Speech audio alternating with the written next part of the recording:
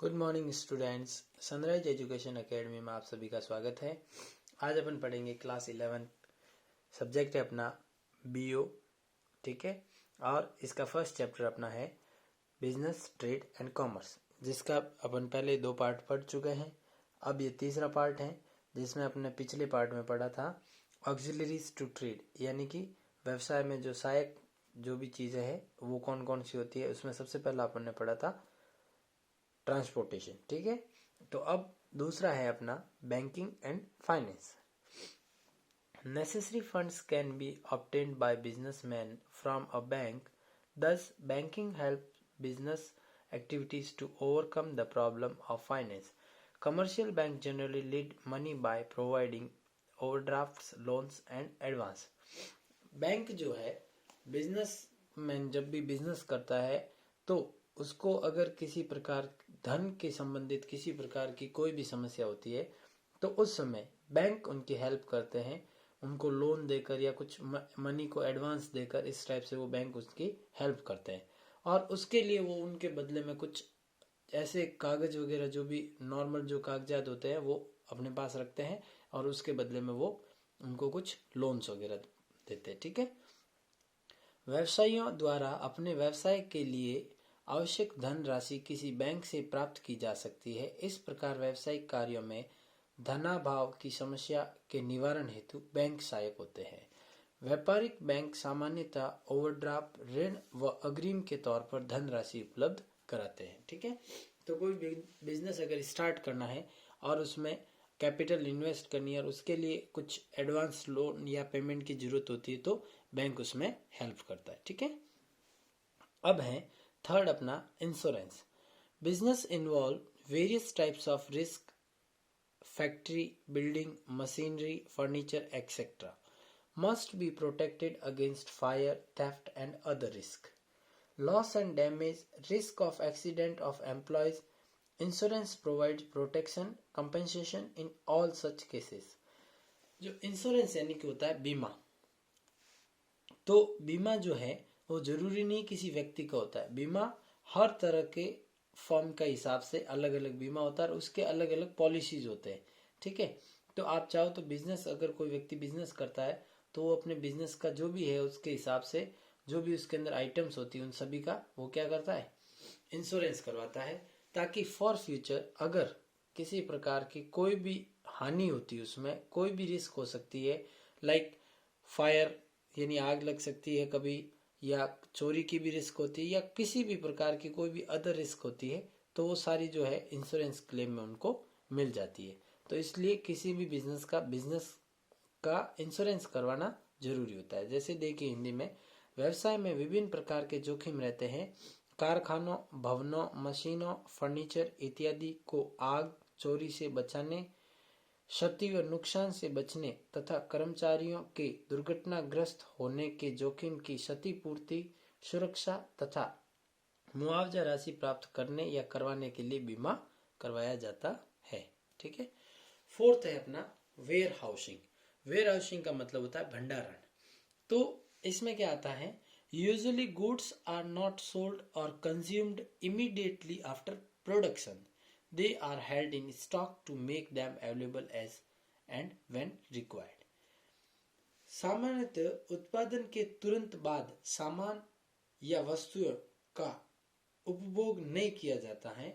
मांग और पूर्ति को ध्यान में रखते हुए वस्तुओं का स्टॉक या भंडारण किया जाता है, जिससे कभी भी मांग होने पर उसकी आपूर्ति की जा सके। यानी कि कुछ चीजें ऐसी होती है जो एक पर्टिकुलर सीजन में आती है, जैसे विंटर में आती है कुछ चीजें, आप सब्जी मान लीजिए, फ्रूट्स मान लीजिए। तो अब क्या है कि ऐसे काफी सारी चीजें जो है वो पूरे साल मिलती है, तो वो पूरे साल मिलती है तो उनको कहाँ स्टोर किया जाता है, या उनके लिए कौन सी जगह होती है जहाँ पर वो उस फिक्स्ड क्लाइमेट में, सूटेबल क्लाइमेट में उनको रखा जाए ताकि वो खराब ना हो। तो उनके लिए बनता है वेयर हाउसिंग यानी भंडारण, ठीक है। तो वहां पर उन चीजों को रखा जाता है और जैसे जैसे उसकी डिमांड होती है मार्केट में उस हिसाब से उसको अवेलेबल करवाया जाता है, ठीक है। नेक्स्ट अपना है advertising. Advertising is one of the most important methods of promoting the sale of products, particularly consumer goods like electronic and soaps, detergents, etc. विज्ञापित करना, किसी चीज़ का एडवर्टाइजमेंट करना। एडवर्टाइजमेंट करने से क्या है कि उस चीज़ की जो डिमांड है मार्केट में वो ज़्यादा होगी। जैसे आजकल अपन देखते हैं न्यूज़पेपर में काफ़ी सारी ऐड आती है, टीवी पर काफ़ी सारी ऐड आती है। उसमें मेनली किसकी होती है? साबुन या तेल या डिटर्जेंट पाउडर, इन सब की एडवर्टाइजमेंट काफ़ी आती है। तो ये किस लिए होती है कि इससे क्या, एडवर्टाइजमेंट से क्या है कि कस्टमर के बीच में उन चीज़ों का क्या चल रहा है या उन चीज़ों से संबंधित क्या क्या डिस्काउंट मिल रहा है, तो वो सारी चीज़ें हैं वो कस्टमर तक पहुंच जाती हैं और एडवर्टाइजिंग के कारण उसका सेल भी बढ़ाया जा सकता है। उत्पादनों, विशेषतः उपयोग की वस्तुएं जैसे इलेक्ट्रॉनिक सामान, साबुन, डिटर्जेंट आदि की बिक्री को बढ़ाने के लिए इनके विज्ञापन देना एक महत्वपूर्ण प्रणाली है। ठीक है। अब अगला टॉपिक है अपना ऑब्जेक्टिव ऑफ बिजनेस, यानी व्यवसाय के उद्देश्य। अब कोई भी व्यवसाय, कोई भी बिजनेस कर रहे हैं तो उसका क्या ऑब्जेक्ट है, यानी कि क्या एम है उसका, वो अपन इसमें पढ़ेंगे। Earning profit can not be only objective of business, it's important, can not be ignored. Profit is the excess of revenue over cost. लाभ अर्जित करना मात्र ही किसी व्यवसाय का उद्देश्य नहीं हो सकता। यानी कि बिजनेस का मतलब मीनिंग ये नहीं है कि सिर्फ आप उसमें प्रॉफिट गेन करो, फिर भी इसके महत्व को नजरअंदाज नहीं किया जा सकता। It's important can not be ignored. किसी वस्तु के उत्पादन से बिक्री तक लगी लागत से अधिक प्राप्त होने वाला राजस्व लाभ कहलाता है। यानी कि कोई भी चीज, कोई भी प्रोडक्ट बनने से लेकर लास्ट सेल तक जो भी उसके ऊपर खर्चा आया, ट्रांसपोर्टेशन का आया, उसकी पैकिंग का आया, उसके साथ में जो उसके ऊपर कार्य कर रहे हैं जो लोग, उन सब का सैलरी वगैरह, वेजेस जो भी आया, वो सारा उसमें इंक्लूड करने के बाद जब सेल हुआ तो उसमें जो टोटल लागत आ गई, उसके बाद में कुछ परसेंटेज जोड़ के जब उसको सेल किया गया तो जो लागत के बाद का जो अमाउंट बच गया, जो पेमेंट बच गया, वो क्या कहलाएगा? लाभ। ठीक है। Innovation is the introduction of new ideas और method in the way something is done और मेड। नवाचार किसी वस्तु के उत्पादन या निर्माण की प्रणाली में नवीन विचारों का क्रियावान होता है। इनोवेशन का मतलब होता है कि कोई भी चीज हो तो एक तो पुरानी होती है और एक उसी चीज को उसकी पैकिंग में चेंज करके या उसके थोड़ा सा और कोई बदलाव करके उसमें चेंजेस किया जाए, जिससे क्या है कि लोगों का अट्रैक्शन उसकी ओर ज्यादा हो। जैसे जैसे फैशन में चेंजेस होता है उसी प्रकार से कपड़े भी धीरे धीरे जो भी अलग अलग ब्रांड्स के वो सारे चेंजेस लाते हैं। तो उसी प्रकार से हर एक चीज में उसकी क्वालिटी में सेम रखना चाहिए, लेकिन उसके जो पैकिंग सिस्टम है या उसकी जो डिजाइनिंग है वो सारी अलग अलग कर देते हैं, ताकि उससे क्या है, लोगों के अंदर अट्रैक्शन बढ़ा रहे। तो ये भी एक बिजनेस का ऑब्जेक्टिव है। Market standing refers to the position of an enterprise in relation to its competitors. किसी प्रतिष्ठान का बाजार में टिके रहना इस पर निर्भर करता है कि अपने प्रतिद्वंदियों या प्रतिस्पर्धियों की तुलना में उसका स्तर या स्थिति कैसी है। मार्केट में आज बहुत ज़्यादा कंपटीशन है। हर एक लोकल स्टोर वाला अपने पड़ोसी लोकल स्टोर से चाहता है कि मेरा जो सामान है वो ज़्यादा, इससे ज़्यादा बिक्री हो और इससे ज़्यादा सेल मेरी हो। तो मार्केट में कंपटीशन बहुत ज़्यादा है, लेकिन उस कंपटीशन के बीच में उस बिजनेसमैन, पर्टिकुलर व्यक्ति के बिजनेस की क्या स्थिति है, वही उसके मार्केट वैल्यू पर निर्भर करता है। Market standing refers to the position of an enterprises in relation to its competitors, यानी कि उसके जो कॉम्पिटिटर्स हैं उनके बीच में उसका क्या स्तर है, उससे उसके बिजनेस के बारे में पता लगाया जा सकता है। Productivity is ascertained by comparing the value of inputs. किसी वस्तु का उत्पादन या निर्माण उसमें लगने वाले खर्चों के तुलनात्मक अंशेषण के पश्चात निश्चित किया जाता है। Next, social responsibility refers to the obligation of business firms to contribute resources for solving social problems and work in social described manner. सामाजिक दायित्व का तात्पर्य है किसी व्यावसायिक प्रतिष्ठान विभिन्न सामाजिक समस्याओं या कार्यों में वंचित सामाजिक तरीके से सहयोग करते हुए अपने संसाधन का उपलब्ध करवाए। ठीक है।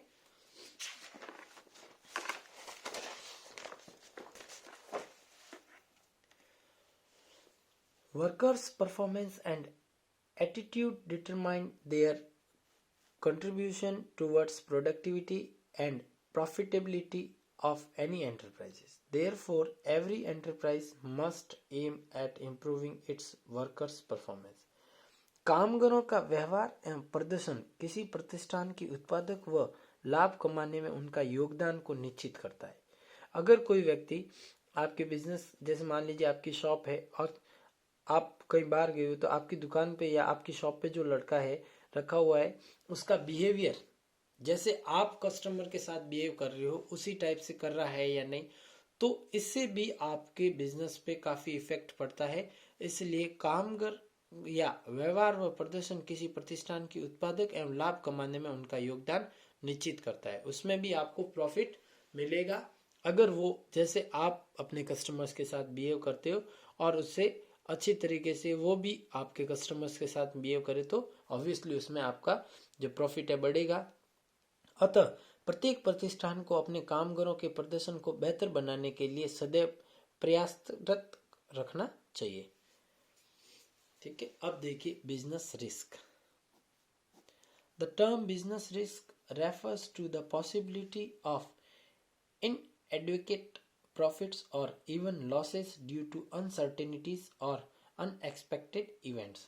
For example, demand for a particular product may decline due to change in taste and preferences of consumers or due to increased competition from other producers. Lower demand results in long sales and profits. व्यवसाय जोखिम से तात्पर्य है पर्याप्त लाभ प्राप्त होना अथवा लाभ प्राप्त नहीं होना अथवा किसी अनिश्चित एवं अनअपेक्षित कारणों या घटनाओं के नुकसान होना। उदाहरणतः किसी विशेष खाद्य उत्पाद के स्वाद में परिवर्तन व ग्राहकों की प्राथमिकता न मिलने अथवा अन्य उत्पादकों द्वारा प्रस्तुत समकक्ष उत्पादन की प्रतिस्पर्धा के कारण उनकी मांग बिल्कुल समाप्त प्राय हो जाती है। यानी कि किसी कस्टमर को कुछ चीज की डिमांड है, खाद्य सामग्री की डिमांड है। फॉर एग्जाम्पल जैसे मैं आपको देता हूँ बीकाजी नमकीन। अब बीकाजी नमकीन के लिए जो कस्टमर है वो डिमांड करते हैं क्योंकि उसका टेस्ट अच्छा है। अब काफी टाइम से मान लीजिए किसी कारणवश बीकाजी जो है वो मार्केट में नहीं अवेलेबल हो रही, लेकिन उसी टाइम मान लीजिए कोई दूसरी नमकीन है जैसे हल्दीराम वगैरह, उनकी जो सप्लाई है वो रेगुलर है और वो बीकाजी ना मिलने के कारण एक बार उसको टेस्ट कर लिया, तो इस कारण से अब नेक्स्ट टाइम वो कस्टमर अगर बाई करेगा तो अगर उसको उसका टेस्ट चेंज अच्छा लगेगा तो वो हल्दीराम बाय करेगा, बीकाजी वो नहीं लेगा। तो इस कारण से उनके कस्टमर की डिमांड में जो टेस्ट है वो चेंज हो गया, तो अब उसके कारण बीकाजी की डिमांड जो है वो मार्केट से समाप्त हो गई। तो इस प्रकार से कस्टमर को सेटिस्फाइड रखने के लिए उसके हर तरह के जो भी लॉसेज है उनको ध्यान में रखना चाहिए कि किस कारण से कोई भी कंपनी कैसे घाटे में जा सकती है, कैसे लॉस में जा सकती है। तो वो जरूरी नहीं है कि नॉर्मल लॉस हो, उसमें कस्टमर की डिमांड में चेंजेस आ सकता है, कस्टमर के टेस्ट में चेंज आ सकता है, तो किसी भी प्रकार का चेंजेस उसमें हो सकता है। ठीक है। Business enterprises constantly face two types of risk. First is speculative risk और pure risk। यानी व्यावसायिक प्रतिष्ठानों में दो प्रकार के जोखिम निरंतर रहती है, एक तो काल्पनिक जोखिम और एक विशुद्ध जोखिम। फर्स्ट है speculative risk. It involves both of possibility of gain as well as possibility of loss. It arises due to change in market conditions including fluctuation in demand and supply, change in fashion and taste of customers. काल्पनिक जोखिम में लाभ तय तथा हानि दोनों की संभावना रहती है। यह बाजार की स्थिति के कारण उत्पन्न होती है, जिसमें मांग और आपूर्ति में उतार चढ़ाव, फैशन परिवर्तन और ग्राहकों की पसंद बदलने जैसे कारण शामिल है। तो काल्पनिक जोखिम में कस्टमर की डिमांड के हिसाब से परिवर्तन चल सकता है, या उसकी जितनी मार्केट में डिमांड है उसमें उतार चढ़ाव। कई बार जो चीज की डिमांड ज्यादा होती है उसकी सप्लाई कम होती है, तो लोग उसके बदले में दूसरी ब्रांड यूज करने लग जाते हैं। फैशन में परिवर्तन आ जाता है, तो वो भी किस में आएगी? काल्पनिक जोखिम में। और ग्राहकों की पसंद चेंज हो जाती है, मॉडर्न टाइप की होती है। कोई भी कंपनी है जो अपना ब्रांड है वो पुराने जैसे हिसाब से चलती है, तो उसमें भी बदलाव आने के कारण वो उसकी जो डिमांड है कम हो जाती है, और वो कौन सा जोखिम आ जाएगा? काल्पनिक जोखिम। ठीक है। अब प्योर रिस्क कौन सी होती है? It involves only the possibility of loss और no loss, the chance of fire, thefts और strike are example of pure risk. यानी विशुद्ध जोखिम। विशुद्ध जोखिम के अंतर्गत मात्र नुकसान होना या नुकसान न होने का जोखिम रहता है। विशुद्ध जोखिम में आगजनी, कर्मचारी हड़ताल या चोरी जैसे कारण शामिल हो सकते हैं। यानी कि ये जो रिस्क है इसके अंदर हो सकता है बिजनेस में किसी कारण से आग लग गई है, या कर्मचारी अगर कोई हड़ताल कर दे कि हमारी जो मांगे वो पूरी की जाए, या चोरी हो जाए, तो वो किससे अंदर आ जाएगी? विशुद्ध जोखिम यानी प्योर रिस्क के अंदर। ठीक है। अब अगला टॉपिक है नेचर ऑफ बिजनेस रिस्क, यानी व्यावसायिक जोखिम की प्रकृति कैसी होती है। तो फर्स्ट देखिए, business risk arises due to uncertainty. Uncertainty refers to the lack of knowledge about what is going to happen in future. Natural climates, change in demand and price, improvement in technology, etc. are example of uncertainty which creates risk for business. अनिश्चितताओं के कारण उत्पन्न व्यावसायिक जोखिम वे अनिश्चितताएं जो भविष्य में होने वाली घटनाओं की जानकारी के अभाव के कारण होती है। यानी फ्यूचर में कौन कौन से लॉसेज या कौन कौन सी घटनाएं अपने हो सकती है और उसका अपन को नॉलेज नहीं होता है, तो वो सारी किस्में आती है इसमें। Law business risk arises due to uncertainty, जैसे प्राकृतिक आपदाओं के कारण हो सकता है, कीमत और मांग में परिवर्तन के कारण हो सकता है, तकनीकी सुधार के कारण, या व्यावसायिक जोखिम का कारण बन सकती है।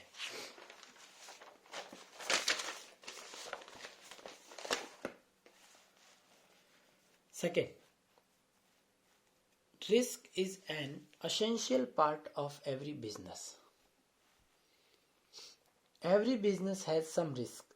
No business can avoid risk, although the amount risk may vary from business to business. जोखिम प्रत्येक व्यवसाय का अनिवार्य हिस्सा होता है। यानी कि रिस्क जो है हर एक प्रकार के बिजनेस में होगी, छोटा हो या बड़ा। अगर बड़ा बिजनेस है तो ज्यादा रिस्क है, अगर छोटा है तो कम रिस्क है, लेकिन रिस्क हर एक जगह पर हर एक प्रकार के बिजनेस में होगी। प्रत्येक व्यवसाय में कुछ न कुछ जोखिम अवश्य होते हैं। कोई भी व्यवसाय बिना जोखिम के नहीं किया जा सकता। हालांकि जोखिम का आकार, राशि, व्यवसाय दर, व्यवसाय अलग हो सकते हैं, क्योंकि जैसा बड़ा बिजनेस होगा तो ज्यादा रिस्क है, छोटा बिजनेस होगा तो कम रिस्क है, लेकिन रिस्क कभी टाली नहीं जा सकती। रिस्क हमेशा रहेगी बिजनेस के अंदर। अगर आप बिजनेस करते हो तो आपको रिस्क तो लेकर ही चलना पड़ेगा। Third, degree of risk depends mainly upon the nature and size of business, type of goods and services produced and sold, and volume of production and sale are main factors which determine the amount of risk in business. जोखिम की मात्रा मुख्यतः व्यवसाय के आकार एवं प्रकृति पर निर्भर करती है। सामान व सेवाओं का उत्पादन व बिक्री प्रकार व मात्रा के मुख्य कारक होते हैं, जो किसी व्यवसाय में जोखिम के अंश व आकार को निश्चित करते हैं। यानी कि कितना बड़ा बिजनेस है उसके अकॉर्डिंग आपके लॉस या रिस्क की मात्रा रहती है।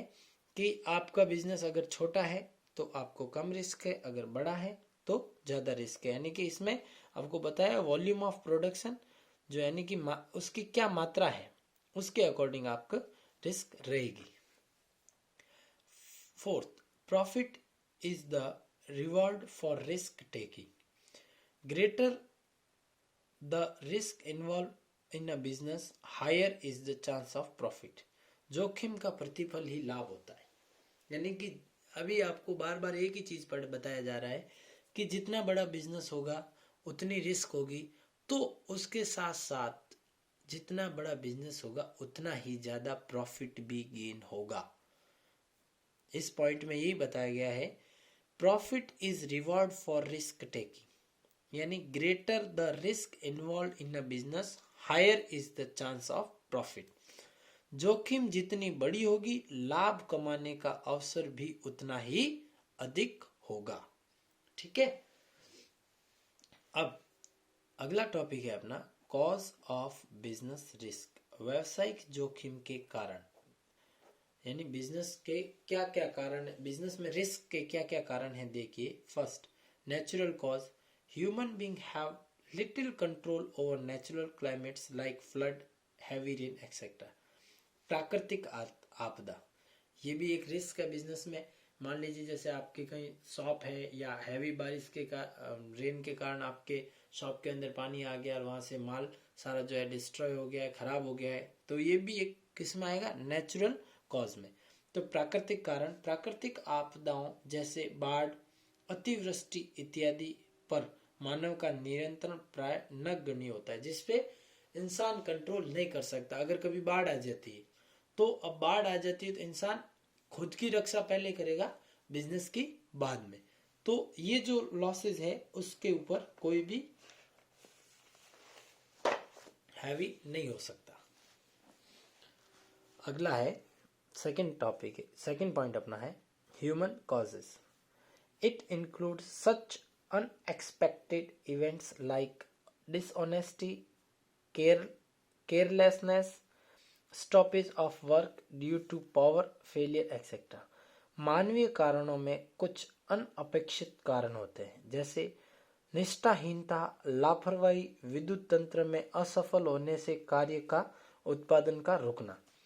ये सारे आते हैं ह्यूमन कॉज। ह्यूमन कॉज का मतलब मानवीय कारण, इंसान के द्वारा कुछ भी जो भी बिजनेस में लॉस होता है तो वो आता है ह्यूमन कॉज के अंदर। अब इसके अंदर आ सकता है कोई भी निष्ठाहीनता से काम करे या लापरवाही से काम करे, या कोई मशीनरी है जो इलेक्ट्रिसिटी पे डिपेंड रहती है, तो अगर इलेक्ट्रिसिटी में कोई खराबी या कोई भी मिस्टेक होने के कारण अपना उत्पादन है जो रुक जाता है, तो इसके कारण ये जो है ये सारी चीजें किस में आएगी, ह्यूमन कॉज में, यानी मानवीय कारण में। ठीक है।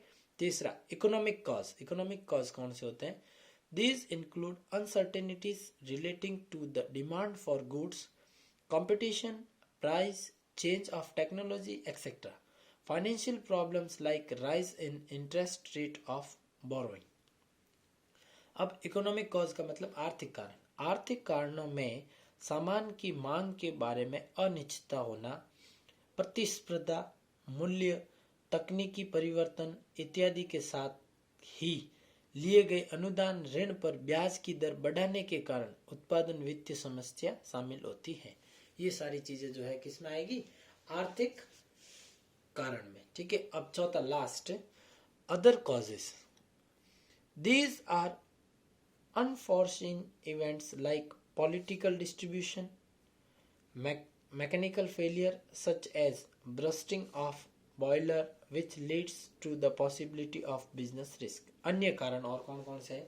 अन्य कारणों में अप्रत्याशित कारण जैसे राजनीतिक अशांति, यांत्रिक तंत्र का बिगड़ना या असफल होना जैसे बॉयलर फटना इत्यादि शामिल होते हैं, जिनसे व्यवसाय जोखिम होने की संभावना रहती है। ठीक है। अब इसके बाद में ये न्यू टॉपिक है अपना starting a business basic factor, यानी व्यवसाय का प्रारंभ, उसका मूल कारक क्या है या घटक क्या है वो पढ़ते हैं। First, section of selection of line business. The first thing to be decided by the entrepreneur is the nature and type of business to be undertaken. He or she will obviously like to enter that branch of industry and commerce. व्यवसाय की दिशा का चयन। सबसे पहला, जो businessman है, जो व्यक्ति बिजनेस करना चाहता है यानी एंटरप्रेन्योर जो है, वो सबसे पहले बिजनेस स्टार्ट करने से पहले एक चीज डिसाइड करेगा कि उसे किस टाइप का बिजनेस करना है। चाहे महिला हो या पुरुष हो, सबसे पहले बिजनेसमैन के दिमाग में एक ही थिंकिंग आएगी कि उसे कौन सा बिजनेस करना है, यानी कि कौन सी टाइप का बिजनेस करना है। प्रथम कारक के रूप में एक व्यवसायी को व्यवसाय के प्रकार व प्रकृति का चयन करना होता है कि उसे किस प्रकार का व्यवसाय करना है और तद अनुसार उसे उस व्यवसाय के उद्योग व वाणिज्य में प्रवेश करना होता है।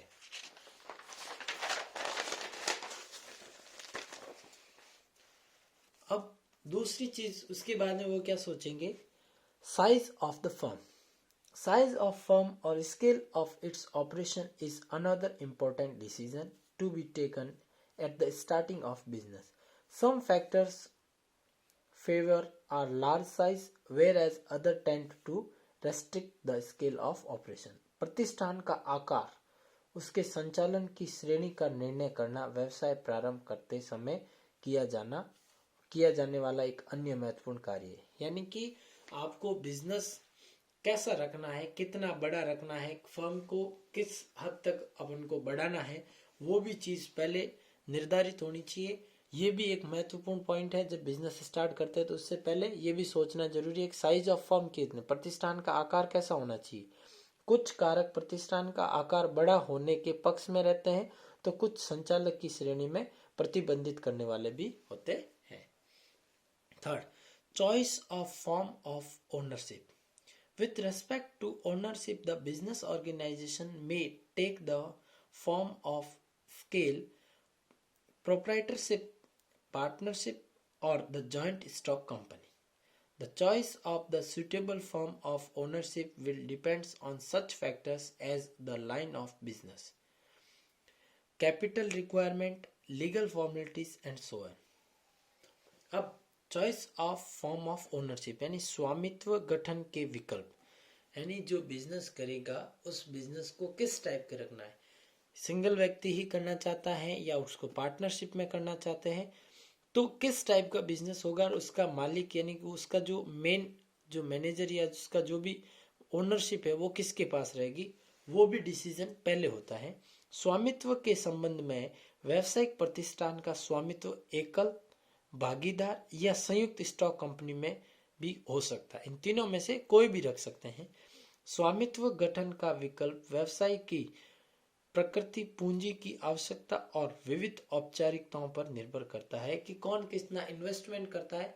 जैसे मान लीजिए 3 पार्टनर है या 4 पार्टनर है, तो उन चारों पार्टनर्स ने उस बिजनेस इस फर्म को स्टार्ट करने के लिए कितना कितना इन्वेस्टमेंट किया है, उसके बाद में उनके नॉलेज के अकॉर्डिंग उस चीज के लिए जो ओनर है या उसका स्वामित्व ओनरशिप जो है वो किसके पास रहेगी, वो उसके इन्वेस्टमेंट के अकॉर्डिंग उन पर डिपेंड रहती है। Fourth, location of business enterprises. An important factor to be considered at the start of business is the place where the enterprises will be located.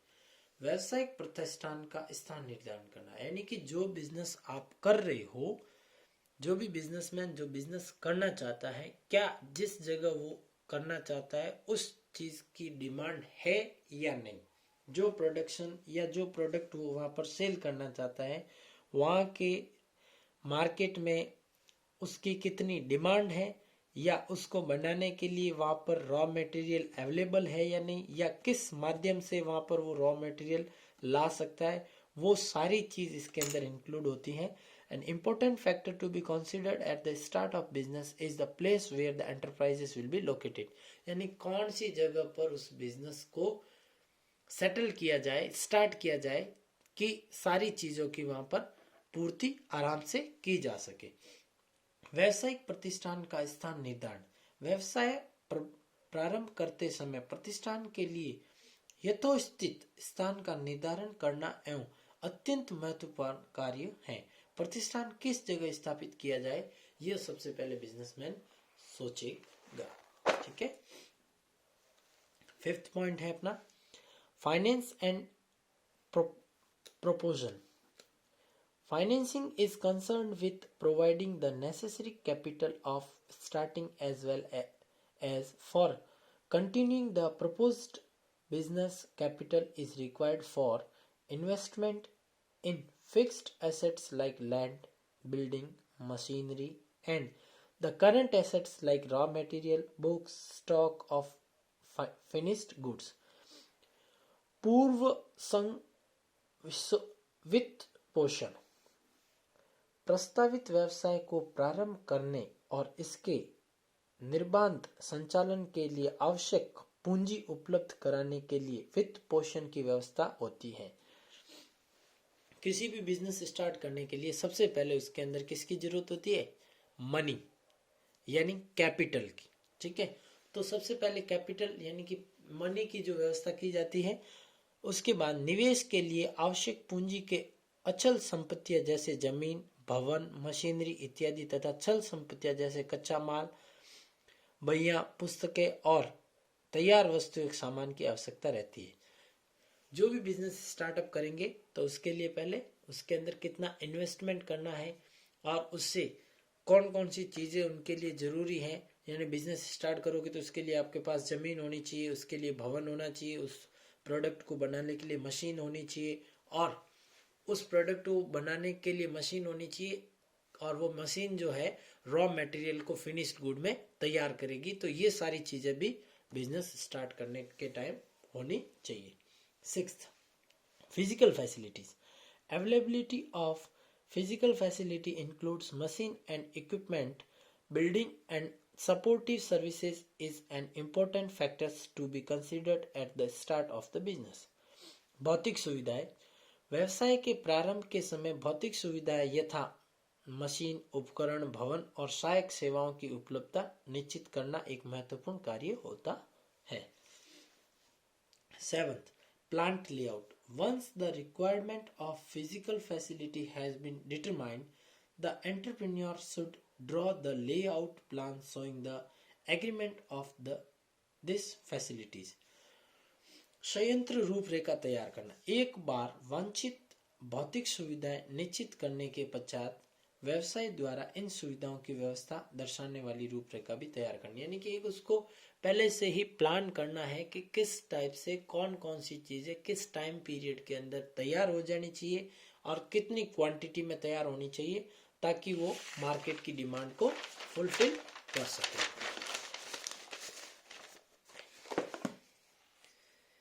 Eighth point है competent and committed work force.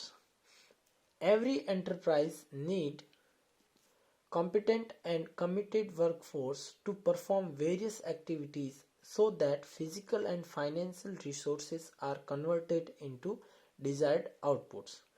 कुशल व समर्पित कार्य बल।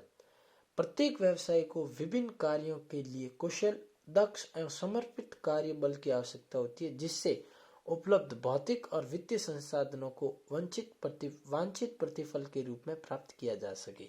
जब भी एक businessman कोई new business start करते हैं तो वो उसके अंदर पूरा जोर लगा देते हैं उस बिजनेस को सक्सेसफुल करने के लिए। उस बिजनेस को सक्सेस करने के लिए वो हर एक कोशिश करते हैं, तभी जाकर एंड में उस बिजनेस से उनको प्रॉफिट गेन होता है। और उसके लिए सभी बिजनेसमैन जो है हर तरह की कोशिश कर लेते हैं कि उसमें उस बिजनेस को जितना हो सके उतना बड़ा उसको फैलाकर और उसमें प्रॉफिट गेन किया जा सके।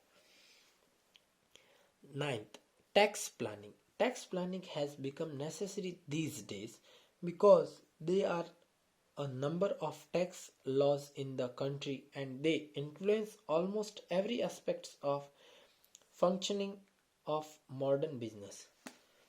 हाल के दिनों में अभी क्या है कि पहले जो बिजनेस करते थे उनमें टैक्स वगैरह के किसी प्रकार की कोई भी प्रॉब्लम नहीं थी, लेकिन अब क्या है धीरे धीरे इंडिया के अंदर या कोई भी कंट्री के अंदर धीरे धीरे बिजनेस से रिलेटेड काफ़ी सारे लॉज बन गए हैं, टैक्स से संबंधित काफ़ी सारे नियम बन चुके हैं।